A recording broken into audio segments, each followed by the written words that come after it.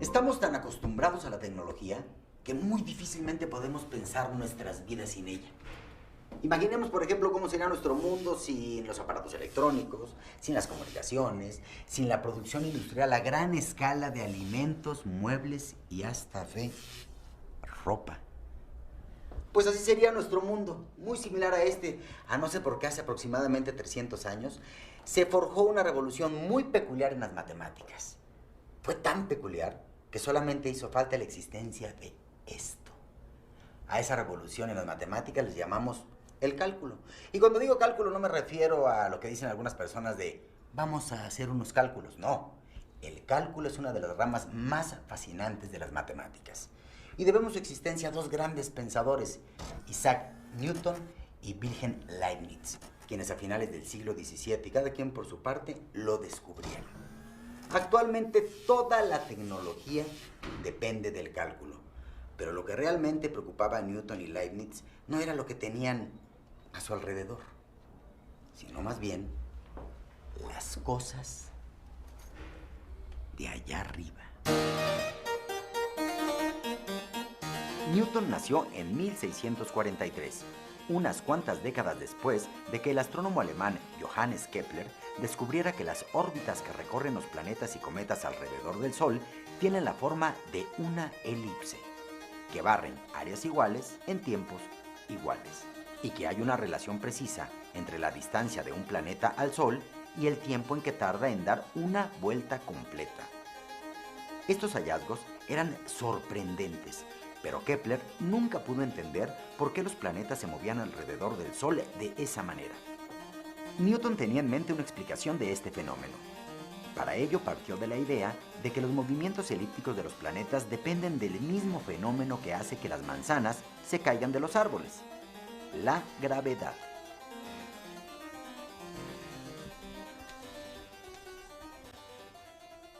Newton es famoso justamente porque descubrió que la gravedad es la fuerza de atracción que experimentan todos los cuerpos de la misma manera y lo describió con esta fórmula, que no hay que tenerle mucho miedo porque lo que nos explica es lo siguiente.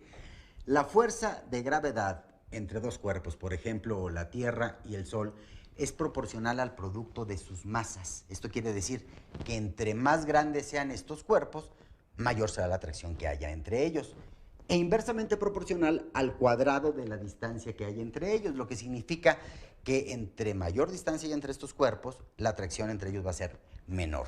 Newton también descubrió que la fuerza que se ejerce sobre un cuerpo es equivalente al producto de su masa por su aceleración. Esta es la famosa segunda ley de Newton.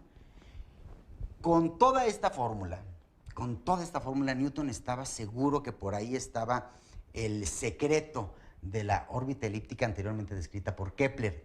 Pero el problema es que la ley de la gravedad nos habla o nos describe la fuerza de atracción entre dos cuerpos, pero en un instante preciso, en un momento determinado.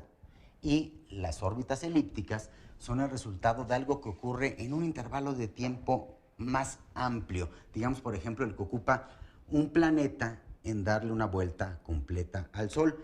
Aquí a Newton le faltaba algo que no existía en ese momento. Le faltaba un método para poder comprender los cambios o procesos que tiene un fenómeno en un intervalo de tiempo, digamos, indefinido, a partir de un momento específico o definido como este. Y lo sorprendente es que lo encontró. Ese método es precisamente el cálculo. Con el cálculo, Newton no solo pudo demostrar por qué las órbitas de los planetas son elipses y no círculos, sino también obtener fórmulas para encontrar la posición de los planetas en el espacio en cualquier momento. Fórmulas que, por cierto, seguimos usando para determinar la posición de nuestros satélites artificiales. Lo maravilloso de todo esto es que Newton se dio cuenta de que el cálculo no solamente nos sirve para estudiar los movimientos de los cuerpos celestes, sino que nos ayuda a estudiar matemáticamente todos los fenómenos que cambian en el tiempo. Y más aún, todos los fenómenos en donde una variable depende de otra. Piensen en el vuelo de un proyectil. Por ejemplo, una flecha. Desde tiempos muy antiguos, se sabe que la distancia que puede alcanzar una flecha depende de muchos factores. Uno de ellos es, por supuesto, el tiempo de vuelo, pero también su peso, la tensión del arco y la velocidad del viento. A partir del Renacimiento se empezó a pensar que esas relaciones pueden ponerse en términos matemáticos. Por ejemplo, es claro que uno de los factores que determinan la distancia que recorre cualquier proyectil, ya sea una flecha o una bala de cañón, es el ángulo de disparo. Resulta claro que la distancia está relacionada con el ángulo del cañón. A una relación como esta, los matemáticos la llamamos función. En este caso decimos que la distancia es una función del ángulo de disparo. La relación entre el ángulo de disparo y la distancia no es tan trivial. De hecho, los matemáticos tardaron mucho tiempo en encontrar la forma matemática correcta para describir la trayectoria de una bala de cañón. Podemos observar muchas funciones a nuestro alrededor. Por ejemplo, la velocidad con la cual gira una patinadora está en función de la posición de sus brazos. ¿Esta cuándo está, amigo? En el mercado, el precio de cualquier producto depende de la oferta y la demanda. Y así podríamos seguir infinitamente. Donde algo cambia y hay una dependencia entre variables, el matemático descubre funciones. El mundo está repleto de funciones entre variables. Y el cálculo trata precisamente de entender estas funciones y su comportamiento. Digamos que es como la psicología de las matemáticas. No me hace caso, es más grande de hecho, de repente me deja hablando así todo el tiempo. Así como las personas tenemos días buenos y malos, hay funciones que tienen variaciones. Que no sé cómo hacerlo, ¿no? De repente, como que... Pero... Existen casos donde las funciones tienen un máximo.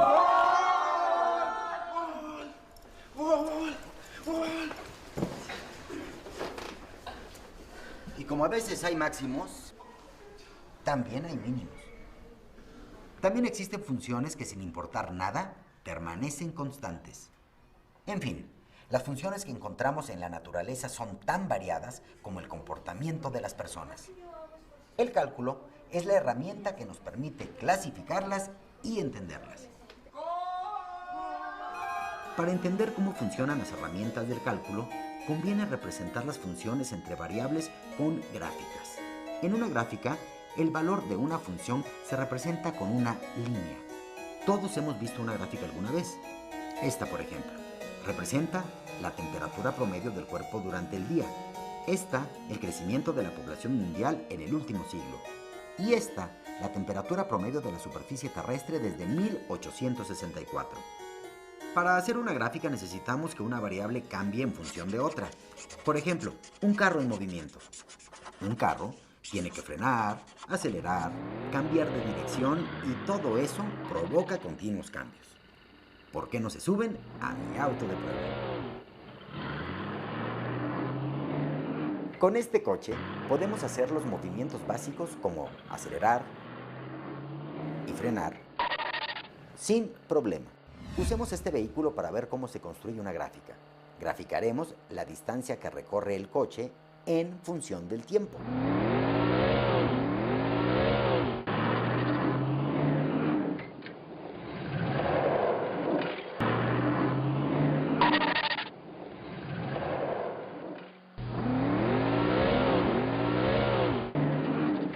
Observen que la línea de la gráfica siempre es ascendente porque cada vez se recorre más distancia. Cuando el coche entra a una curva, tiene que frenar. Este cambio de velocidad se refleja en la forma de la gráfica. Y después, cuando el coche entra en una recta, vuelve a acelerar y la gráfica cambia de forma. En las rectas, la distancia recorrida aumenta rápidamente. Y en la gráfica vemos este aumento en la pendiente de la curva que se inclina más hacia arriba. Pero en las curvas, la reducción de velocidad hace que la inclinación de la línea sea menor.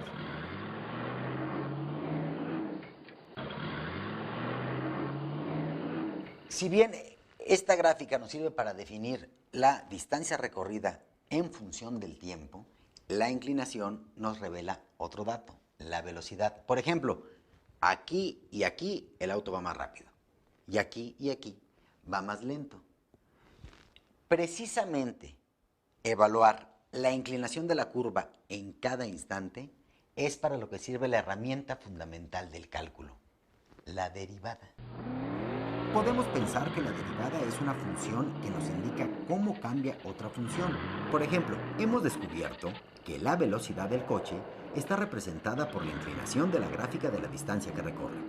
Para medir esta inclinación podemos dibujar una línea recta que toque la curva en cada punto y que tenga la misma inclinación que ella. Podemos dibujar un triángulo con un lado horizontal, otro vertical y el tercero sobre la línea inclinada. Si mantenemos fija la base del triángulo y lo movemos a lo largo de la curva, su altura va cambiando. Es mayor cuando la curva está más inclinada, así que la altura de esta línea es un buen indicador de la inclinación de la gráfica. ¿Qué les parece si graficamos el tamaño de esta altura? Así obtendremos una gráfica a partir de otra. Fíjense muy bien en el comportamiento de esta nueva gráfica. Cuando el auto va a una velocidad constante, la gráfica es horizontal. Cuando el auto disminuye la velocidad, la gráfica baja. Y cuando la velocidad aumenta, la gráfica sube. La nueva gráfica no es otra que la gráfica de la velocidad en función del tiempo. La derivada de la distancia es la velocidad. Lo interesante es que obtuvimos la gráfica de la velocidad sin estar viendo directamente al velocímetro del auto. Todo a partir de la gráfica de la distancia en función del tiempo, por lo que deducimos entonces que la velocidad es una derivada de la distancia. Pero también conocemos que la velocidad se ve alterada por el tiempo, por lo tanto también se puede derivar. ¿Y qué obtenemos? Pues un dato muy importante que es la aceleración. Y llegamos a otra conclusión. La distancia tiene dos derivadas. La primera de ellas, la velocidad. La segunda, la aceleración. Podemos usar las derivadas para entender matemáticamente las funciones de cosas que cambian en periodos largos de tiempo. Por eso, cuando Newton desarrolló por primera vez el concepto, pudo entender por fin la razón de que las órbitas de los planetas sean elípticas. Lo que Newton hizo fue considerar su fórmula como una función. Y es que miren, en un periodo de un año, la posición del Sol con respecto a los planetas cambia y por lo tanto cambia también la aceleración.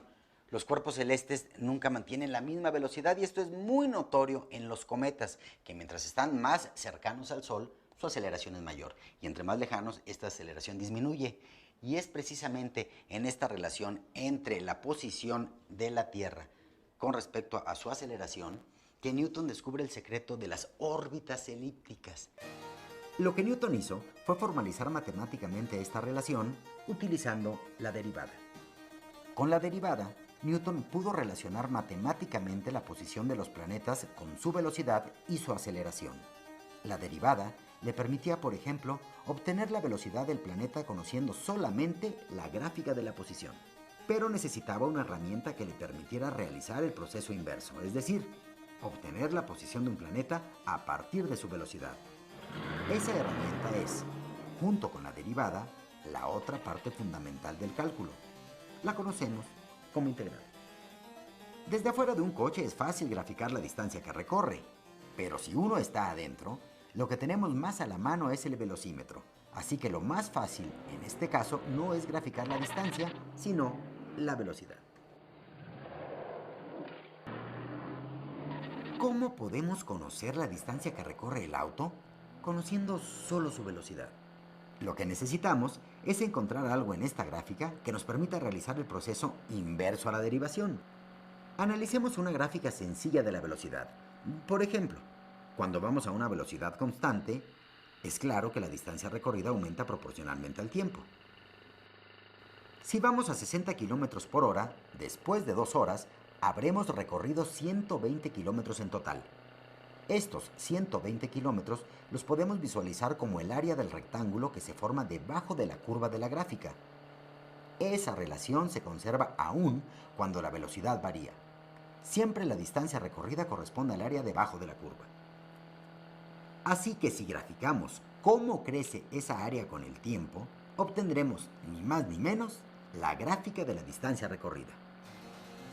Encontrar la función que permite calcular el área bajo la curva de una función es el proceso inverso a derivar y es precisamente la segunda pieza clave del cálculo. El proceso se llama integrar y la función resultante la integral de la función original. Es muy difícil calcular directamente el área de una figura compleja, pero todo mundo sabe calcular el área de un rectángulo. Base por altura. Así que una forma de encontrar un valor aproximado para el área bajo la gráfica de una función es llenarla de pequeños rectángulos y sumar sus áreas. Es fácil darse cuenta que mientras más angostos sean los rectángulos que pongamos bajo la curva, más exacto será nuestro cálculo del área. Lo que encontraron Newton y Leibniz es la manera de hacer estos rectángulos verdaderamente chiquitos. ¿Qué tanto? Pues infinitamente chiquitos. De hecho, el símbolo que inventó Leibniz para indicar la integral de una función es una S de suma y una especie de D chiquita. Significa algo así como la suma de una infinidad de pequeños rectángulos. Si nos parece muy extraña la idea de sumar una infinidad de rectángulos infinitamente pequeños, no se preocupen, porque para Newton, Leibniz y otros matemáticos que les precedieron fue un verdadero dolor de cabeza. Pero dejando de lado todos los problemas filosóficos que nos plantea el cálculo, si conocemos una función a través de la derivada, vamos a saber cómo cambia en el tiempo. Y si sabemos cómo cambia en el tiempo, a través de la integral vamos a saber de cuál función se trata. Con la derivada y la integral, los científicos por fin tuvieron las herramientas necesarias para entender matemáticamente todos los fenómenos que cambian con el tiempo. Combinando las derivadas con las integrales, transformaron muchas de las viejas fórmulas que conocían en nuevas fórmulas que podían estudiarse por medio del cálculo. Pues aquí está de nuevo la fórmula de Newton. Recuerden, aquí tenemos la distancia, aquí tenemos la aceleración, que hay que recordar que es una derivada de la velocidad en función del tiempo, la que a su vez es una derivada de la distancia en función del tiempo. Y bueno, pues obtenemos una ecuación que aparentemente es muy compleja. Tenemos de este lado a la distancia solita y acá la tenemos como una segunda derivada. A este tipo de ecuaciones se les llama ecuaciones diferenciales. Las ecuaciones diferenciales son parecidas a las ecuaciones entre variables que aprendemos en la secundaria, pero la incógnita no es un número sino una función. Por eso resolver ecuaciones diferenciales es muy difícil. Una vez que Newton convirtió su fórmula en una ecuación diferencial, pudo resolverla utilizando las dos herramientas básicas del cálculo y llegar a la conclusión de que la forma de la órbita de un planeta que gira alrededor del Sol, impulsado por la fuerza de gravedad, necesariamente tiene que ser dada por una ecuación como esta. Esta es la ecuación de una figura cónica, es decir, una hipérbola, parábola o elipse. Pero las hipérbolas y parábolas son abiertas, es decir, describen órbitas de cuerpos que una sola vez se acercan al Sol y después se alejan para siempre. Como este no es el caso de los planetas y los cometas conocidos, Newton concluyó que sus órbitas solo pueden tener una forma, la de una elipse.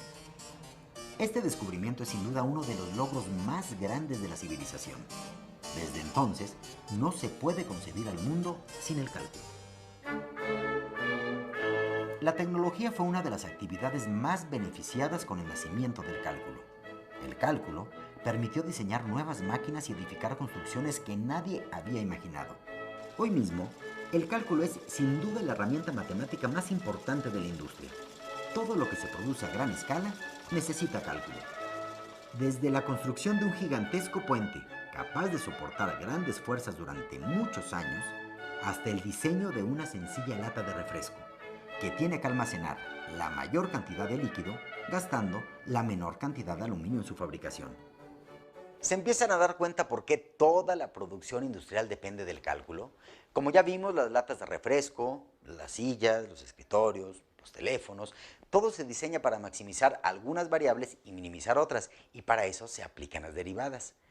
Y si el cálculo es imprescindible para la industria, es aún más importante para la ciencia. La unión del cálculo con la ciencia es un matrimonio indivisible. No se podría imaginar la física sin cálculo, ni la astronomía, ni la química, ni la economía. Y bueno, la mala noticia para quienes no les gustan las matemáticas, pero sí los animales, es que ni siquiera la biología se escapa del cálculo. Por ejemplo, los biólogos que estudian las extinciones de especies a menudo tienen que entender cómo se comporta una población de animales en el tiempo. Si una población vive sin restricciones de alimentación, la cantidad de individuos de la especie puede aumentar indefinidamente, como en el caso de estas bacterias. En otras palabras, si tomamos la cantidad de individuos en función del tiempo, su derivada será una constante multiplicada por ella misma, hasta que empieza a escasear el alimento, y la población decrece también de manera proporcional al número de individuos. Ambos fenómenos suceden con frecuencia en la naturaleza. Más interesante es si los animales tienen suficiente comida, pero enfrentan depredadores.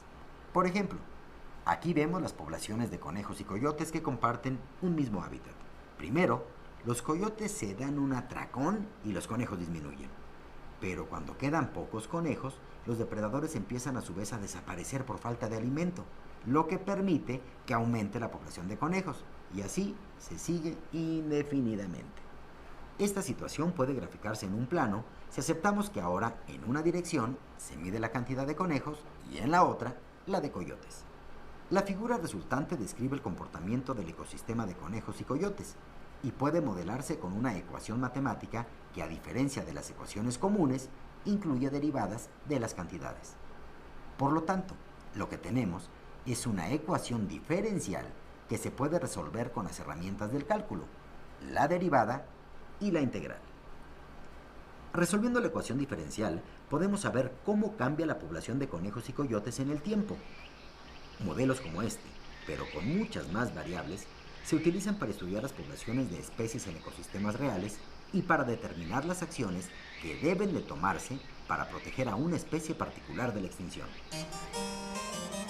En los siglos XVIII, XIX y XX, los matemáticos formalizaron el cálculo y desarrollaron técnicas para poder estudiar las funciones cada vez más complejas que utiliza la ciencia para explicar los fenómenos físicos y biológicos, dando origen a nuevas ramas de las matemáticas que surgen a partir del cálculo, como los sistemas dinámicos y la geometría diferencial. Derivadas, integrales y ecuaciones diferenciales, esa es la esencia del cálculo. Su estudio es fascinante, aunque para serles muy honesto a veces es muy difícil. Incluso los matemáticos seguimos estudiando, seguimos investigando muchos aspectos que aún no nos quedan claros. Pero que no nos extrañe de una herramienta que nos permite entender tantos fenómenos de nuestro entorno. Pero ahora que si ustedes quieren seguir cualquier carrera universitaria, vale la pena aprenderlo porque... Mejor síganme. ¿Me permites? Medicina, cálculo. Genética, cálculo.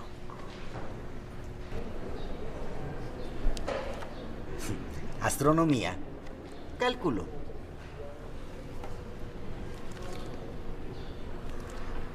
¿Y tú qué estudias? Literatura. Bueno, ni siquiera el cálculo es perfecto. ¿Entienden ahora por qué es tan importante el cálculo? Es la herramienta matemática que ha permitido crear nuestra tecnología y estudiar todo lo que nos rodea.